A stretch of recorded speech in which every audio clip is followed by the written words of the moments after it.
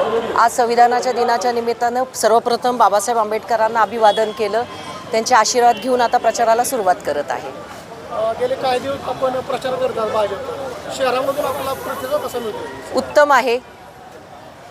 वेगवेगळ्या प्रभागामधील ज्या मूलभूत सुविधा आहेत त्या संदर्भात लोकांच्याकडून तुम्हाला कोणती माहिती मिळते? जे काही प्रश्न आहेत ते हक्काने सांगतायत. ह्या अपेक्षेने की आमचे सगळेच उमेदवार नगराध्यक्ष पदाचे आमचे जे शमशीरदादा आहेत त्यांच्याबरोबरची 27 लोकांची जी टीम आहे ती ते प्रश्न अगदी लवकरात लवकर सोडवतील या पद्धतीनं ते आम्हाला सगळ्या तक्रारी सांगतायत, अडचणी सांगतायत आणि त्याच्यावरच्या उपाययोजनाही आम्ही करू. महिला विषय काय महिला सक्षमीकरण बरंच काही बोलून झालेलं आहे महिलांच्यासाठीचं.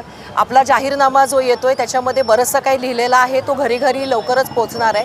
पण मला असं वाटतं सर्वप्रथम मी हा प्रयत्न करीन की आमच्या महिला उमेदवार त्याचबरोबर जनतेतल्या जेवढ्या महिला आहेत, लहान मुली आहेत, ज्येष्ठ आहेत, मध्यमवर्गीय आहेत, त्यांच्या अडचणी तर सोडवणारच आहेत.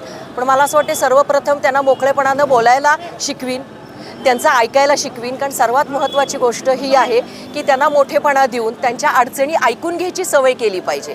आमचे जे उमेदवार आहेत ते पहिलं त्यांचं ऐकून घेतील आणि ऐकून घेत असताना अतिशय मोकळेपणाने त्यांना बोलतं करतील ही माझी जबाबदारी असणार आहे. आणि त्यांनी जे सांगितलेलं आहे ते तितक्या सिरियसली घेऊन त्याच्यावरती उपाययोजना करून त्या अडचणी दूर करू आम्ही.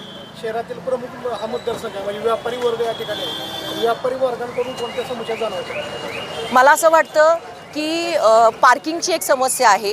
जी दुकानं आतल्या बाजूला असतील किंवा अशा ठिकाणी असतील की जिथे पार्किंग नसल्यामुळं त्यांना अडचणी येत आहेत त्यांच्या व्यवसायामध्ये, त्याच्यासाठीची उपाययोजना करणं हे पहिलं गरजेचं आहे. त्याचबरोबर कुठल्याही प्रकारच्या चोऱ्यामाऱ्या होऊ नयेत म्हणून CCTVचं एक नियोजन करून आपल्याला चोऱ्यांना कसा आळा घालता येईल किंवा तशा पद्धतीचं काही होणार नाही ह्याची काळजी घेणं सर्वप्रथम महत्त्वाचं आहे.